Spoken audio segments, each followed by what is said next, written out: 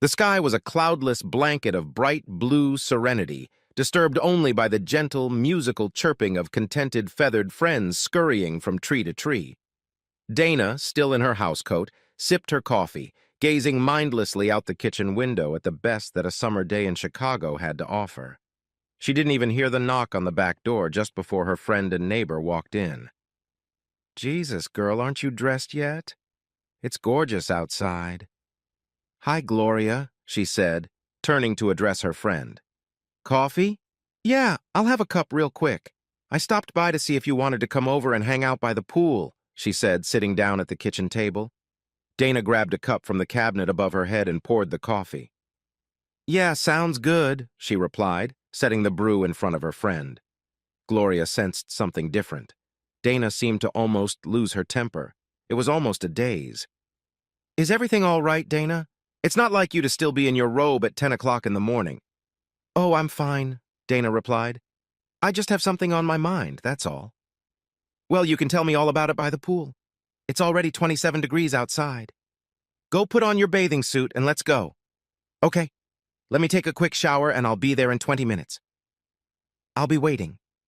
Gloria finished her coffee with another sip. "Don't be long," she said, leaving the way she had come. Dana went upstairs and showered, then picked out one of her more conservative swimsuits and headed toward her roommate. Gloria was already by the pool, stretched out in a lounge chair with a glass of red wine. The bottle and a clean glass stood on a small round table between Gloria and the chair reserved for her roommate. She didn't even bother to remove her sunglasses when she heard Dana's footsteps. "Tim and I found a lovely little winery on Lake Geneva. It's one of my favorites. It's a fruity wine, try it," she said, gesturing for her friend to sit down. Dana poured herself a glass before joining her friend, stretching out in another lounger. She took a sip, then closed her eyes and leaned back to feel the warm sun on her face. This is good." She admitted lazily. "So, what's going on, girlfriend? You looked like you were 1,000 miles away when I walked in. Everything okay on the home front?" "Yes," she answered, not very convincingly. "It doesn't look like it. Come on, spit it out. You know you can't keep any secrets from me." There was a brief silence in the warm air as Dana decided to confide in her roommate. "Gloria, have you ever thought about having sex with other men?" That got Gloria's attention. She took off her dark glasses and looked around. "You're not having an affair?" "Oh, Dana. No, not yet anyway. Take my advice and don't do it." "Jesus, Dana, if John ever finds out you're sleeping with someone else, it'll kill him." Only after he killed me first? I know he'd be devastated. It would be the end of our marriage. That's why I haven't done anything yet. I love John. I would never want to hurt him like that." "Then why are you talking about an affair?" "Not really an affair, just a change of pace every now and then. Don't you miss the variety, the thrill of having a new lover?" "Not really." "Well, I know. I wasn't a slut or anything, but I'd had my share of men before I met John. Sex never got old because there was always something else going on. If I was feeling adventurous, I could go out, bat my eyelashes at some handsome guy and take him home for a little fun. I've been married for 5 years now. I miss the variety, the challenge." "I take it John's not very good in bed?" "Oh no, he's the best I've ever had. It's not the quality of the sex. I don't know, it's always with John. Every time I look up after the finish line, John's smirking face is staring back at me. It was okay for a while, but it's gotten old. I love him to bits, but I really miss having different lovers." "Dana, you have to be very careful. You said yourself that if John found out, it would be the end of your marriage, and men always find out what you're doing. I have a couple girlfriends who thought they could steal something from their husbands. Every one of them got caught." "Yeah, I know. I think they're probably feeling guilty. I mean, how could you not feel guilty? I know I would. I think John would see it right away. One look at my face and he'd realize it." She took another sip of wine before continuing. "If I'm going to do this, it has to be soon. John is talking about having kids. That would make things 10 times harder, not to mention make me feel even more guilty. Then I would not only be cheating on John, but also on our child." "Did you talk to him about it? You know, some guys like to watch their wives have sex with other men. Maybe it's his fantasy and you don't even know about it."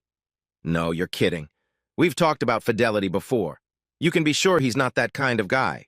If he was, this would be a lot easier. What? I know you, Gloria. When you say like that, you got something up your sleeve. I was just wondering, what if you made your uncle cry? Dana had no idea what her friend was talking about. I don't understand, she replied with a confused look. Cry, uncle. Gloria explained herself. Yes, give him as much sex as he wants and even more. In fact, demand it. When he's home during the day, tell him you want to make love. As soon as he gets into bed at night, attack him. Make him set his alarm clock a half hour earlier in the morning and tell him that you need lovemaking to hold you over until he gets home. He'll probably like it, at least at first, but he won't be physically able to continue. When he gets tired and can't perform anymore, you start complaining. Dana began to understand her friend's plan. Yes, she said excitedly. Now I understand. I'll have him until he can't stand up anymore, and then I'll start nagging him. I'll tell him that he doesn't satisfy me in bed, that I'm frustrated, and that he better start taking vitamins or something. I'll go on and on about him. Hell, after a while, he'll be begging me for a lover. Yeah, Gloria confirmed. He'll realize you need more sex than he can provide, especially if you keep nagging him for neglecting his marital duties. By the time you tell him you want to have a lover, he'll be glad to be relieved. Gloria, you're a genius, Dana applauded. But, she suddenly became worried, won't he figure it out? I mean, we've been married for 5 years. I've never needed this much sex before. Won't he suspect something wrong? As soon as I mention a lover, he'll realize it was all a setup from the start. Gloria thought for only a few moments before her devious mind came up with an answer. Complain about hot flashes. When it comes to female hormones, men are in complete ignorance. Tell them they're all out of whack and it's constantly turning you on. Hot flashes, hell, I'm only 25. He'll never buy it. Of course he will, she continued. Besides, do you really think he's going to look for an explanation? Hell, for the first 2 weeks, he'll be living every man's dream if he can keep it up that long. Gloria giggled. It's certainly worth a try, Dana admitted. Heck, the worst that could happen is that we'd have a lot of sex for a few weeks. I think I can think of worse things, she said with a laugh. Damn, all this talk of sex is getting me excited. I think you and I should go to the mall a little later and check out Victoria's Secret, Gloria suggested. Great idea. Yeah, something in black.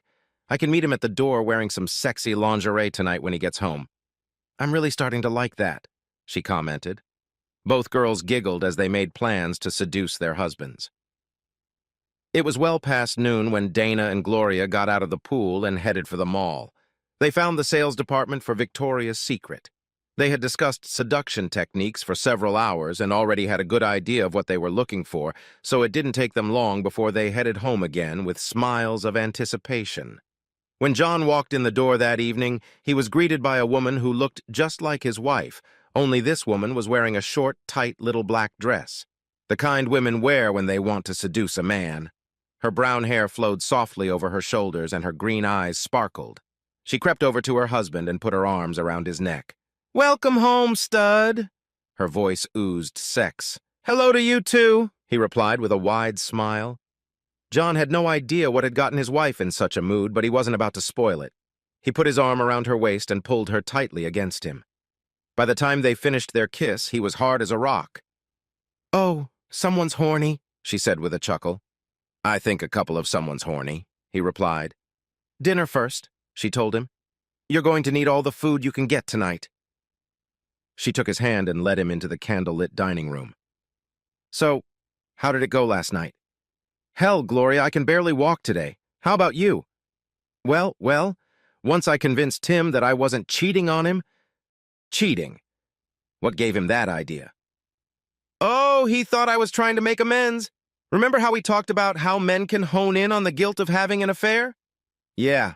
Well, Tim's radar was working overtime. He gave me the 3rd degree within the first half hour. I was about to say forget it when I think he finally decided I was just trying to be romantic. What bullshit. Dana couldn't help but giggle at her poor friend. Was it worth it by the end of the night? Oh yeah, so it went well for you too? Yeah, if John thought I was guilty of anything, he didn't say anything. When he got home, there was a candle-lit dinner waiting for him. I was wearing that little cocktail dress over my outfit. He loves me in that. When we went upstairs, he was in the most romantic mood. I could tell by the way he was touching me. He really loves me. I could see it in his eyes when he looked at me. We kissed a couple times, then he reached over and unzipped my dress. You should have seen his eyes pop out of his orbits when he saw what I had on underneath. He smiled and kissed me again. The kiss was so passionate that I didn't even notice him unhooking that little bra. When we broke the kiss, the bra just fell right out of my hands and onto the floor. That's when he picked me up. He picked you up? Yeah, just like in a movie or one of those love stories. Anyway, he gently laid me down on the bed, then knelt down and began to slowly unbuckle the straps of my garters. When he had undone them all, he rolled up my stockings, caressing my legs. After removing my stockings, he undid the garter belt. I lifted my hips slightly so he could pull my panties off. He'll go back and forth like this for a while, and then he'll start to get more aggressive. By this time, I usually come again. Last night, he made me finish 3 times before he finally came himself. Shit, are you fucking with me? This sounds like one big love-making marathon. If you keep this up, he won't last a week. Well, he didn't stop there. He took a warm washcloth and washed us both and then lay down next to me in bed. It took me a few minutes to get back to normal. Shit, are you fucking with me? No, why? Jesus, Dana. Tim will be fine in about 20 minutes. How long have you guys been doing this? Well, we went to bed around 9:30. When I looked at the clock before we cuddled up to go to sleep, it was a little after midnight, so I guess about 3.5 hours. Gloria was stunned. Oh, come on. Well, we don't always go that long, only when we're both in the mood. Sometimes it's more like quick sex, like this morning. This morning? You mean he still had enough gusto to make another run this morning? Oh, yeah, I wish we'd set the alarm a little earlier. We only had about 45 minutes to fuck before he had to leave for work. Gloria was silent for a few minutes. She was too busy fantasizing about her own husband making love to her for 3.5 hours. When she finally returned to the land of the living, she changed the topic of conversation and they left, discussing the neighbor 4 houses away. That night, Dana was still very pleased with what John had given her last night, but if the plan worked, she would get him in the mood again. It didn't take long for that to happen. Even without fancy lingerie, John was ready to show his beautiful wife how much he loved her. John never doubted his wife's sudden need to make love. He was more than happy with her day and night. 2 weeks later, she had another conversation with her neighbor and good friend. Well, is he ready to cry yet, Uncle? Gloria asked. Not yet, no. Are you kidding me? You started complaining when he can't get up? It hasn't been a problem for him so far? Come on. Haven't you been pressuring him to have sex all the time like we talked about? Hell yeah, Gloria. If we have sex anymore, I'll turn into a babbling idiot. He's getting used to it. Morning, noon, and night, he's there with his HHDR sticking out in his smirk. I swear I don't know how much more of this I can take. Dana, that doesn't make sense. You mean he never got tired? Sure, after 3 or 4 hours, but by then I was so tired I needed a break. Jesus, Dana, can he really take that long? Yeah, Dana snorted. Gloria found it hard to believe that any man could keep such a strict sex schedule as they were talking about. Damn it, Dana! Who are you married to? Superman? No, although it almost seems that way lately. John told me that when he was younger he practiced something called Zen. It's a kind of meditation. He also did a lot of yoga and some karate. He says all of this helps him focus. That's why he can stay solid for so long. Is he still doing all this stuff? No more Zen or karate, but he still does yoga. Well, he can't keep doing it forever, Dana. Sooner or later, he's going to start falling down at work. Just be patient. Later that night, Dana was in the laundry room and didn't hear John come in.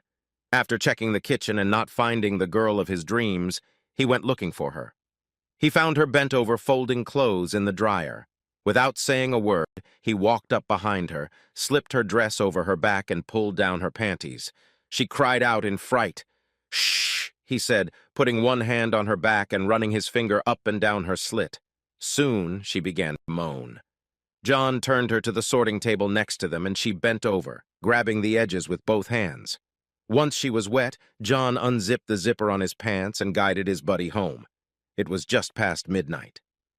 Dana snuggled against her husband's shoulder, still breathing heavily. No matter how many finishes she had lost count. John rested peacefully with his arm around her shoulders, an endless smile always playing on his face lately. "Honey," she began modestly. "Yes, baby? Have you ever tried anal sex?" The question shocked him a little. In 5 years of marriage, she had never even mentioned it once. "Oh, yeah, a couple times before I met you." "Why, what led up to that?" "Nothing much. I mean, it's something you and I have never tried together, and I'm just wondering how you feel about it." "There's nothing wrong with me, darling. It's certainly firmer and tighter there, so it's kind of a blow to the guy, although it can be painful for a woman. That's why I've never brought it up. If you want to try it, I'll stop by that adult place I go to all the time and buy some lube on the way home tomorrow." She figured the pain in her ass wouldn't last long at all, whereas the pain in her pussy lasted all day, so what the hell? "Yeah, even if we don't do it tomorrow, we'll have it on hand for when we're in the mood." That evening, John came home from work 10 minutes later than usual. Dana said hello to him at the door to kiss him, but instead of putting his arm around her waist, he reached up and started massaging her ass. She thought it was a little weird before he pulled a bag of Arnaz out of his pocket. "In case you're in the mood, I have lube. Hey, it rhymes," he laughed. "Dinner's almost ready, honey. Later, okay?" "Sure, baby, I'm ready when you are. I'll run upstairs and put it in the nightstand drawer."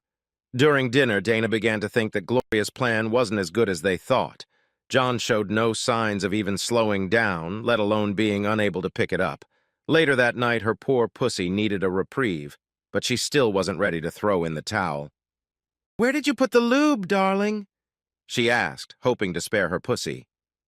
"It's on your side, in the drawer," he told her. He reached in and pulled out a tube and held it out to his girlfriend. "Here," he said, taking the pillow. "Scoot over and let me put this under your belly." Dana finally recovered enough to say something. "Wow, I never thought you'd like that," John replied. "Oh, yeah, I mean, I wouldn't want to do it all the time, but I wouldn't mind doing it once in a while." "That's fine with me, honey." At Dana's request, she and John had anal sex 2 more times that week. The following week, she crossed the street to her neighbor's house. "Okay, that was your brilliant idea. Now tell me how to stop it," she rebuked. Gloria was a little surprised at her friend's tone. "What, you're not telling me he's still hot and hard?" "Gloria, my pussy hurts, my ass hurts. It's not working." "Ass? You guys do anal?" "Yeah, but I had to figure out some way to give my pussy a little reprieve." "What was it like? Did you like it?" "It was different. He was very gentle, so it never really hurt."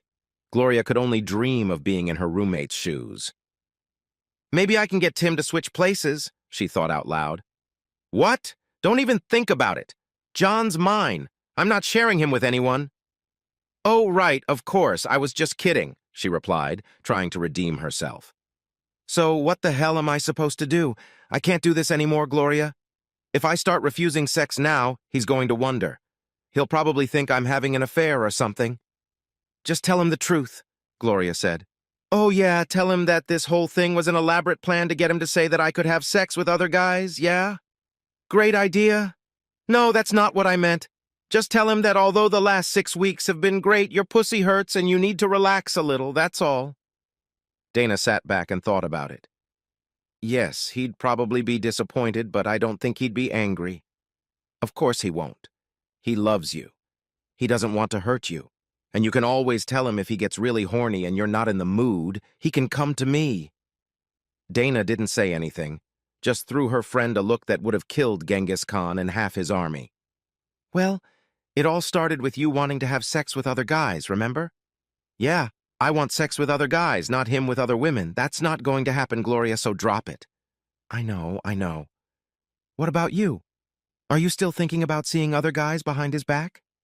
"Are you kidding me? Never! What the hell kind of excuse would I have if he ever found out?"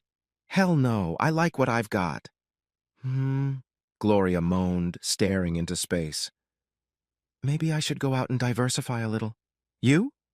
Didn't you tell me not to do this in the first place? That men always have a way of finding out?" "Yeah, I know. I just wish Tim would be a little more interested. I have to practically attack him when I'm in the mood. And even then, it's nothing like you and John. On a really good night, Tim can be good for 35 or 40 minutes. Then what are you doing? What do you mean when I roll over on my other side and fall asleep? What else is there to do? Maybe try a few other positions. Try something different. Maybe a few more outfits that have worked before. Yeah, I could try that. Why not? She said, shrugging her shoulders. I had nothing to lose. That evening, Dana was setting the table when John walked in. She reached out and threw her arms around her husband's neck, preparing for their welcoming kiss. When he reached behind her to grab her ass and pull her to his crotch, Dana wrinkled her nose. Oh, careful, honey, I'm really sensitive. She could see the immediate concern on his face. What's the matter, darling? Are you all right? I'm fine, darling, it's just... Well, we've been having a lot of sex lately, and I'm starting to get annoyed. We really need to take a break, if you don't mind. Well, of course I don't mind, dear. The whole idea of lovemaking is to make each other feel good, not bad. Dana smiled at him. He couldn't tell what was behind her beautiful lifted lips, but she wondered how she could ever think of cheating on her wonderful husband. Across the street, Gloria made it clear to Tim that he was going to be very lucky. As usual, their lovemaking began with kissing and then a little nipple play before he maneuvered between her legs and inserted himself. Sure enough, he managed to last his usual 20 minutes before they were both done. Gloria came to her senses first and looked at her husband. He was still out of breath. She looked up into his face with a slight chuckle. Tim put his arm around her waist and began to encourage her. Unfortunately, she wasn't as young as she used to be, and her knees were starting to hurt. She leaned forward and kissed her husband. Do you remember when I was lying on my side and you took me from behind? Yes, I remember. Gloria turned her back to him. Tim was no fool. He slid behind his beautiful wife's back, found her opening, and began a long, slow stroke. She purred, closing her eyes and resting her head on his shoulder. It had been a long time since they had last used this position, and the novelty made Gloria forget herself in ecstasy for a few minutes. The next morning, Gloria, crossing the street with a broad smile, walked a little cautiously. She knocked twice and entered. Dana looked at her. Well, you look chipper this morning. Tim and I made love for over an hour last night, she announced. We haven't done that in 2 years. Well, congratulations. Yeah, Tim was dragging a little when he got up for work, but I feel great, she said gleefully. What about you and Superman? I assume you had another marathon session? No, I told him I needed a break. I guess I'm the one crying, Uncle, she laughed. Epilogue. Although Gloria secretly felt jealous of Dana, she never let it be known or interfere with their friendship. From personal experience, they both came to value their husbands more than they had before, and neither of them thought about sleeping with other men. Both John and Tim never complained about the strict sexual schedule, although Tim was thinking of taking up yoga.